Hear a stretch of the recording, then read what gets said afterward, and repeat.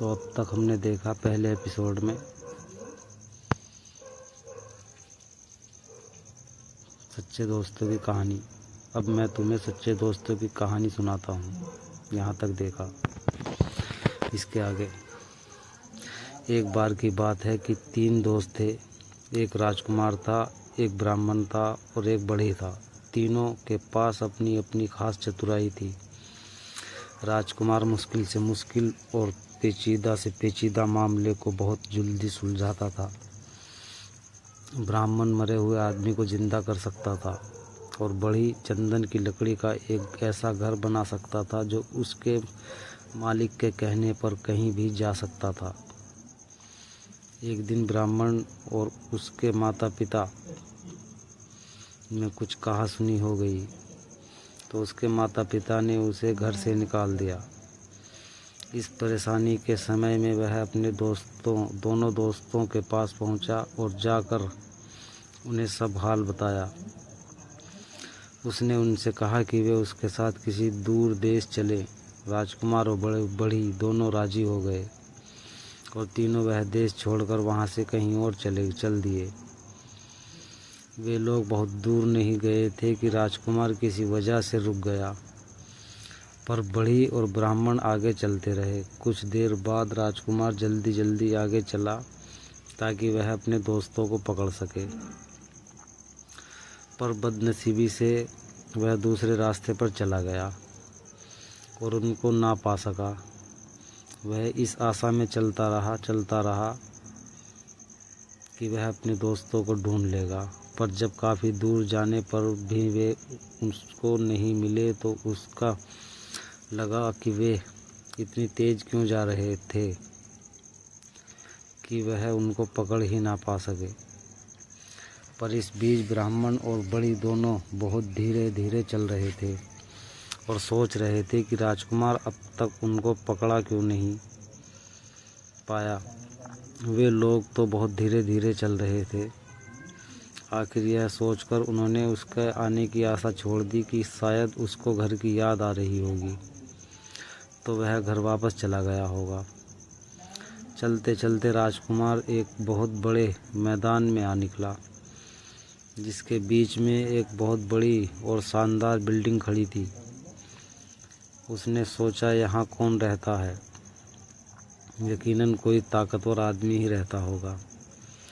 मैं जाकर मालूमात करता हूँ। सोचते हुए वह उस बिल्डिंग के दरवाजे तक गया और दरवाज़ा खटखटाया तो एक बहुत ही सुंदर लड़की ने दरवाज़ा खोला और बड़ी मीठी आवाज़ में उसको अंदर आने के लिए कहा।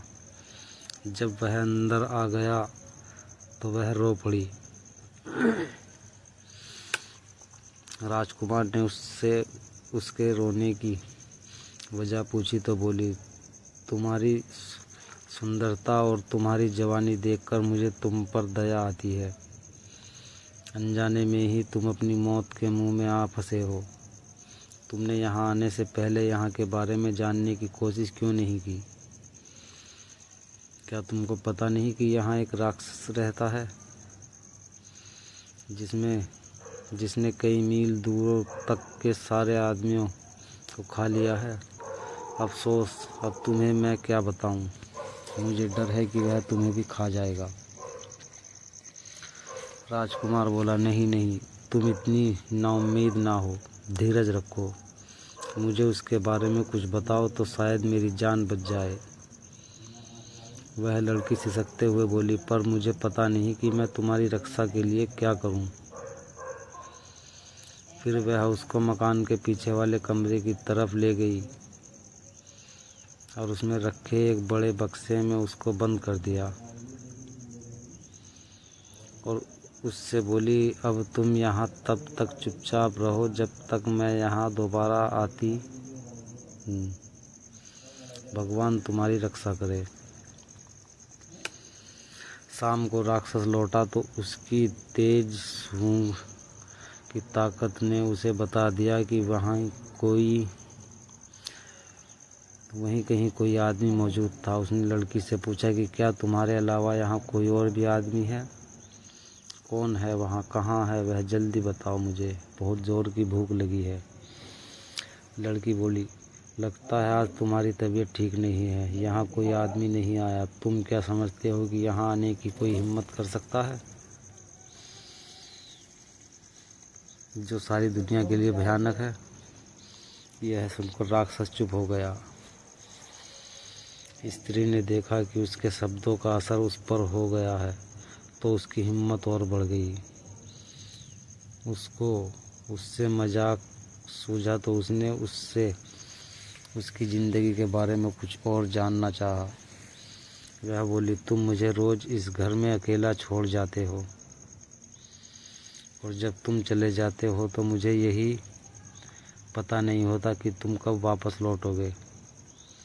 कभी कभी मुझे लगता है कि शायद तुम कभी वापस नहीं लौटोगे, और तब मैं सोचती हूँ कि मैं किधर जाऊँगी, क्या करूँगी। तुम्हारी वजह से लोग मुझसे नफ़रत करते हैं, तो मुझे लगता है कि किसी दिन वे मुझे मार देंगे। तुम ही मुझे बताओ कि क्या मुझे डरने की कोई ज़रूरत नहीं है? राक्षस बोला, प्रिय रो मत, तुम्हें डरने की कोई ज़रूरत नहीं है, क्योंकि मैं कभी मरूंगा नहीं। फिर उस बिल्डिंग के एक बहुत बड़े खंभे की तरफ इशारा करते हुए बोला, जब तक यह खंभा ना टूट जाए मैं नहीं मर सकता। पर यहाँ कौन है जो यह बात जाने? अगली सुबह जैसे ही राक्षस बाहर गया, वह लड़की गई और उसने राजकुमार को आज़ाद कर दिया और उसको रात वाली सारी बातें बता दी। राजकुमार यह सब सुनकर बहुत खुश हुआ। वह बोला, बस यही समय है, मैं इस खंभे को तोड़ देता हूँ और उस राक्षस को मार देता हूँ। ऐसा कहकर उसने खंभे को मार मार कर तोड़ दिया। जब तक उसके सैकड़ों टुकड़े ना हो गए, ऐसा लग रहा था कि राजकुमार की हर चोट सीधी राक्षस पर पड़ रही थी, क्योंकि जैसे ही वह खंभे को मारता था, राक्षस बहुत ज़ोर से चिल्लाता था। जब खंभा टूट कर गिर गया तो राक्षस भी मर गया और राजकुमार और उस सुंदर लड़की के साथ उस घर में रहने लगा। आसपास के लोगों का राक्षस को मारने के लिए धन्यवाद करने के लिए आए। उसके बाद उस देश में शांति और खुशहाली छा गई। आसपास की ज़मीनों में फिर से खेती होने लगी, गांव बसने लगे। वातावरण में लोगों की हंसी और संगीत गूंजने लगे।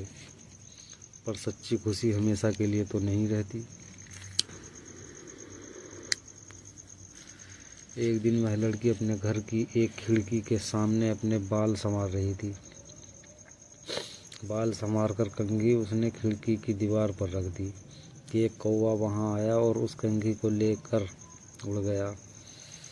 वह उसको बहुत दूर समुंदर के पास लेकर उड़ गया और वहां जाकर उसको पानी में गिरा दिया। वहां उसको एक बड़ी सी मछली ने निगल लिया और इस मछली को इत्तेफाक से एक मछियारे ने पकड़ लिया। उसने देखा कि मछली बहुत बढ़िया थी, सो उसे वह राजा के महल में राजा के खाने के लिए दे आया।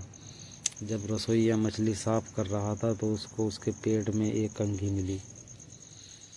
उसको यह बड़ा अजीब सा लगा, सो वह उसको राजा के पास ले गया। राजा ने जब वह कंघी देखी तो उसने उसके मालिक से मिलने की इच्छा प्रकट की।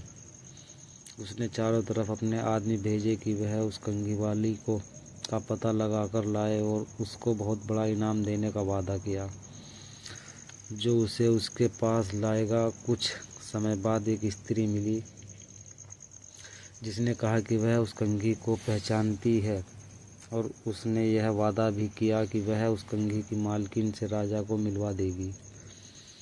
वह राजकुमार की पत्नी से मिली और बहुत जल्दी ही उनके परिवार में घुल मिल गई। इतना ही नहीं बल्कि उसको घर में रहने के लिए भी बुला लिया गया। जो उसने तुरंत ही स्वीकार कर लिया। उसने देखा कि जब तक राजकुमार जिंदा है तब तक वह अपने उद्देश्य में सफल नहीं हो सकती। तो उसने राजकुमार को जहर दे दिया और हकीम को रिश्वत देकर उसकी पत्नी से यह कहलवा दिया कि वह अपनी मौत ही मरा है। राजकुमार की पत्नी तो राजकुमार की मौत पर बहुत दुखी हुई और बहुत रोई। उसके इतना दुखी होने पर तो लोगों को लगा कि वह तो मर ही जाएगी, पर उसने उसकी लाश को नहीं छोड़ा। उसने उसको एक मजबूत बक्से में बंद करके अपने प्राइवेट कमरे में रख लिया। उसने अपने पति से उसके 2 दोस्तों के बारे में अक्सर सुना था कि वे क्या कर सकते हैं। उसको यह आशा थी कि एक दिन वह उसने ज़रूर मिलेगी और अपने पति को जिंदा करवा लेगी। जैसे ही उस स्त्री को मौका लगा, उसने उस लड़की को उसका घर छोड़ने के लिए और अपने साथ रहने के लिए कहा कि वहाँ तो वह काफ़ी परेशान थी। कुछ दिन वह वहाँ से कहीं दूर रहेगी तो उसको थोड़ी शांति मिल जाएगी। लड़की राजी हो गई और उसके साथ चली गई। अपने घर आते ही उस स्त्री ने राजा को खबर की कि वह अपने उद्देश्य में सफल हो गई। राजा वहां आया और उस लड़की को ज़बरदस्ती अपने महल में ले गया और उससे प्रार्थना की कि वह उसके साथ उसकी रानी बनकर रहे। लड़की बोली कि वह उससे शादी तो कर लेगी, पर उसको 6 महीने का समय दिया जाए, क्योंकि उसके पंडित ने उससे ऐसा करने के लिए कहा था। राजा यह सुनकर बहुत खुश हुआ और उस दिन का इंतज़ार करने लगा जब वह दिन आएगा जब वह उस लड़की से शादी कर पाएगा। उसके लिए उसने एक छोटा सा महल सड़क के किनारे बनवा दिया था। वह उसी में अकेली रहती थी। इस बीच वह लड़की भगवान से यह मिन्नतें कर रही थी कि उसके पति के दोनों दोस्त कहीं से उसे मिल जाएं।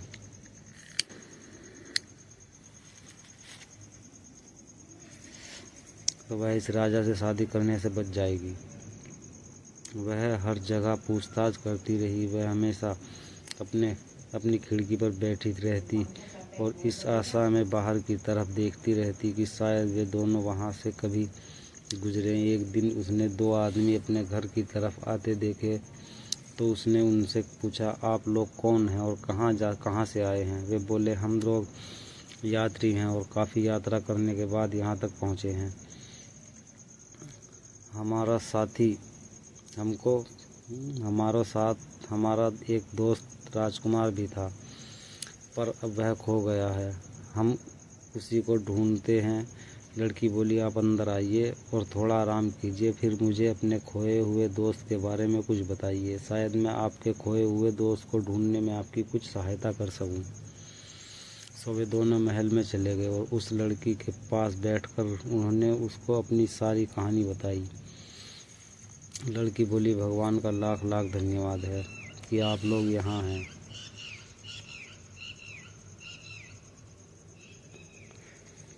पर मुझे अफसोस है कि राजकुमार तो मर चुका है। ब्राह्मण बोला, उसकी आप चिंता ना करें, मैं उसको जिंदा कर लूँगा। भगवान का लाख लाख धन्यवाद है कि हम ठीक जगह पर पहुँच गए। भगवान आपकी हर इच्छा पूरी करे। आप हमें राजकुमार का शरीर दिखा दीजिए। लड़की बोली, पर जरा ठहरिए, हमको बड़ी सावधानी से काम लेना है। इस देश के राजा को मुझसे बहुत प्यार हो गया है। मेरी प्रार्थना पर वह शादी के लिए 6 महीने तक मेरा इंतज़ार करेगा। 6 महीने पूरे होने वाले हैं और 6 महीने पूरे होते ही वह मुझको यहाँ से ले जाएगा।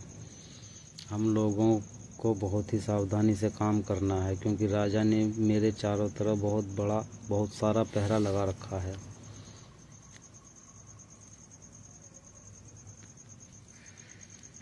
जो कुछ भी यहाँ होता रहता है, ये पहरेदार जाकर राजा को सब बताते रहते हैं। मुझे यकीन है कि आपको यहाँ होना भी राजा को पता चल गया होगा। अब देखना यह है कि हम यहाँ से निकलें कैसे। बड़ी बोला, मैम आप डरिए नहीं, अगर आप मुझे ज़रा सा चंदन की लकड़ी का टुकड़ा ला दें तो मैं उससे एक ऐसा महल बना दूंगा जो उसके मालिक की इच्छा पर इधर से उधर आ जा सकेगा। लड़की बोली, ठीक है, मैं देखती हूँ। इसी समय उस लड़की ने एक दूत राजा के महल की तरफ संदेश लेकर भेजा, मैंने आपसे शादी करने का फैसला किया है, हमारी शादी का दिन पास आ रहा है। आप मुझसे खुश रहें, आप मुझे 300 मन चंदन की लकड़ी भिजवा दें। राजा ने तुरंत ही उसकी बात मानकर उसको 300 मन चंदन की लकड़ी भिजवा दी और बड़ी ने उससे मकान बनाना शुरू कर दिया। जब मकान बनकर तैयार हो गया तो लड़की ने राजा को एक और संदेश भेजा, ओ भले शानदार राजा, हमारी शादी का दिन अब पास आ रहा है, तो आप मेरी भाभी और ननद को यहाँ तुरंत आने की इजाज़त दें।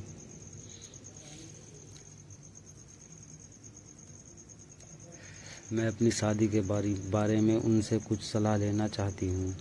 राजा ने उसकी यह प्रार्थना भी मान ली। जैसे ही वे दोनों स्त्रियाँ उस लकड़ी के पास चंदन के महल में पहुँची, वैसे ही बढ़ी ने उस मकान को राक्षस के मकान के पास जाने के लिए कहा। वहाँ उनको राजकुमार मिल जाता है और वे लोग राजा से दूर आराम से रहते। बढ़ी के कहते ही चंदन का मकान उड़ चला और वह इतनी बेआवाज़ उड़ा कि किसी को पता ही नहीं चला कि क्या हो रहा है। वे सब तो बस इसकी बनावट की ही तारीफ करने में लगी थी कि अचानक उन्होंने अपने आप को मरे हुए राक्षस के महल के पास पाया। लड़की ब्राह्मण को राजकुमार की लाश के पास ले गई। ब्राह्मण ने बस उससे अपने हाथ छुआ कि वह जिंदा हो गया। सब लोगों में खुशी की लहर दौड़ गई। राजकुमार की शादी लड़की से करा दी गई। बाद में पता चला कि वह तो उस समय के एक बहुत बड़े ताकतवर राजा की बेटी थी। राजकुमार ने दोनों दोस्तों और बढ़ी और ब्राह्मण की शादी राजकुमार की ननद और भाभी से करा दी गई। सब लोग राक्षस के मकान में बहुत दिनों तक खुशी खुशी रहे।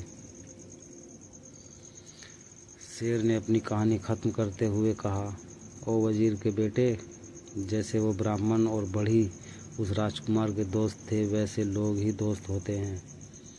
राजकुमार की तो तुम बात मत करो, जो खुद तो परी को लेकर चला गया और तुमको यहाँ मरने के लिए छोड़ गया, उसको तुम अपना दोस्त मान रहे हो।